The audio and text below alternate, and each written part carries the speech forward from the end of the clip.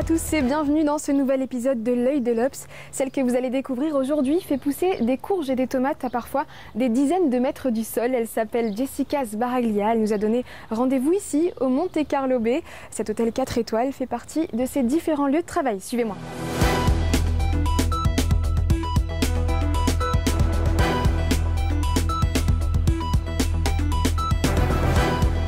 Bonjour Jessica, merci de nous recevoir. Avec plaisir. Alors c'est ici que vous travaillez, en fait vous avez plusieurs endroits à Monaco. Oui, on a 5 potagers comme celui-là. Celui-là c'est le potager gastronomique. Qu'est-ce que vous étiez en train de faire? Je vous ai dérangé là. Eh bien dans le jardin il y a toujours plein de choses à faire. Donc en ce moment c'est la récolte des brocolis, on a des fèves aussi, des asperges. Et comme ça je vais pouvoir livrer le chef. C'est le moment de planter là au printemps. Oui, et on a encore un petit peu d'avance pour les légumes d'été, je pense encore 2-3 semaines, et après on pourra planter tout ce qui est légumes d'été, tomates, courgettes, aubergines.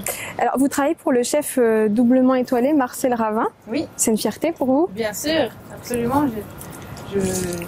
Sans être hautaine, je peux dire quand même que je participe un petit peu à sa valorisation. À sa réussite, il a eu une 2e étoile là récemment. Oui, donc j'espère contribuer fortement à son succès. Vous avez déjà goûté l'un de ces plats? Oui, heureusement. Avec vos fruits et légumes? Heureusement, non, bien sûr. C'est la moindre de goûter ces plats pour comprendre justement après sa cuisine et pouvoir essayer de la retranscrire dans le jardin. Donc il faut connaître un peu. Comment ça se passe? C'est lui qui vous fait les commandes, mais en même temps, vous êtes dépendant de la nature. Comment vous gérez tout ça? Alors, c'est moi qui fais les commandes. C'est vous qui lui dites, voilà, il y aura tel... C'est la logique des choses. On connaît à peu près la culture qu'il va y avoir pendant un mois après l'autre. Mais effectivement, c'est moi qui vais lui dire, voilà, ça c'est bientôt prêt, les fèves c'est en ce moment, on a quelques kilos, je vais te livrer la semaine prochaine, est-ce que c'est bon? Et on s'arrange comme ça. Donc c'est à lui de s'adapter aux produits que vous lui fournissez. Effectivement. Et il a une influence très martiniquaise aussi. Est-ce qu'il y a des demandes particulières ou... Oui, grâce à lui, on fait des choses très particulières. Donc c'est vraiment l'extension de sa cuisine dans le jardin. On a des cultures de cacahuètes, du pak choy, on a aussi des chayotes, ça c'est très typique de Martinique, du bambo aussi qui viennent de Martinique. Et alors vous êtes originaire du Jura? Oui, Jura suisse, oui. Comment vous avez eu l'idée de venir à Monaco? C'est un endroit si dense, il faut vraiment aimer les défis pour venir ici, pour cultiver. Je me suis posé des questions existentielles. Vous savez, ces fameuses questions, à quoi je sers, qu'est-ce que je vais faire de ma vie, qu'est-ce que je veux laisser vraiment, qu'est-ce qui a vraiment de la valeur pour moi. Et de ça, on est sorti le fait que je me souvenais que mes parents jardinaient, on avait un petit potager. Je me suis mis à jardiner sur mon tout petit balcon. Je trouvais ça très valorisant, très satisfaisant de pouvoir manger ne serait-ce qu'un morceau de basilic ou de salade. Et après, j'ai colonisé mes voisins et j'ai pris un peu de hauteur. J'ai vu qu'à Principauté, il y avait pas mal de toits disponibles. Et maintenant, la société a 6 ans. Et en pleine expansion, puisque vous allez même... bientôt vous implanter en France et en Belgique? Oui, effectivement. Donc l'écosystème qui est fait à Monaco plaît beaucoup parce que donc on a vraiment la production locale, de saison, bio, même de façon permacole, donc la permaculture qui est mise en avant, avec beaucoup de diversité. Et l'autre aspect de mon écosystème, c'est la pédagogie, donc beaucoup d'ateliers pédagogiques pour tous et un accent auprès des écoles puisque je suis dans 7 établissements scolaires avec un potager et des cours pour les enfants. Qu'est-ce que vous leur dites aux enfants? Que c'est important aussi de manger bio, de consommer local aussi pour l'environnement? Bien sûr, il y a toute une pédagogie. Au-delà de savoir planter des légumes, il y a un écosystème des insectes, donc ça apporte ça à parler de la biologie et donc de comment on jardine de façon naturelle et pourquoi manger local et pourquoi un légume qui a poussé localement aura peut-être plus de goût, consommera moins, aura moins d'empreinte carbone, moins d'emballage et donc ça fait effectivement partie de la pédagogie. Oui, en fait les fermes urbaines aussi participent à la transition écologique.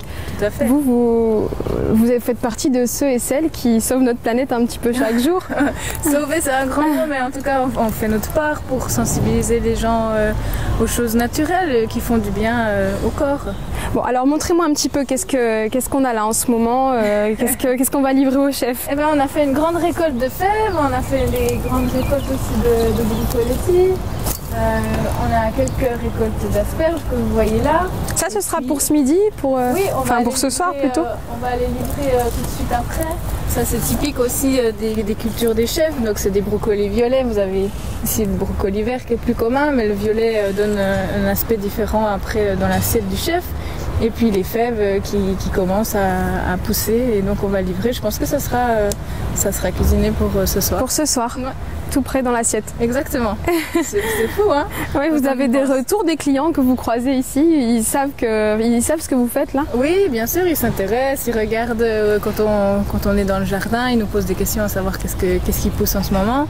Et puis c'est vraiment étonnant de se dire que ça finira dans notre assiette. Oui. C'est du concret.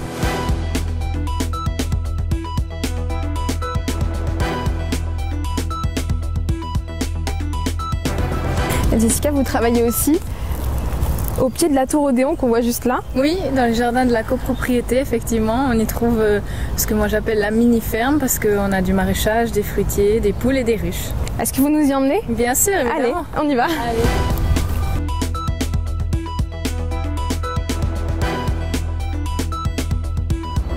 Alors Jessica, ici vous avez non seulement des fruits et légumes, Oui. mais aussi des poules et Du maraîchage. Voilà, et des ruches aussi. Et des ruches, absolument.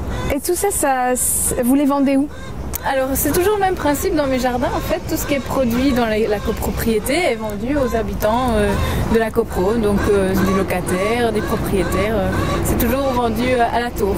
Montrez-nous un petit peu les œufs qui sont spéciales, hein. très, très différents de ce qu'on peut trouver en magasin. Oui, Ils sont de toutes les couleurs. Oui, alors c'est c'est une autre race de poule, donc pour avoir une autre couleur, hein, c'est en fonction de la race. Dans l'industrie, une poule ça pond quasiment tous les jours. Alors que ces poules-là sont dites ornementales, ça veut dire qu'elles vont pondre une fois tous les 2-3 jours. Donc à la base, pour l'industriel, c'est pas rentable. Comment vous les nourrissez, toutes ces poules?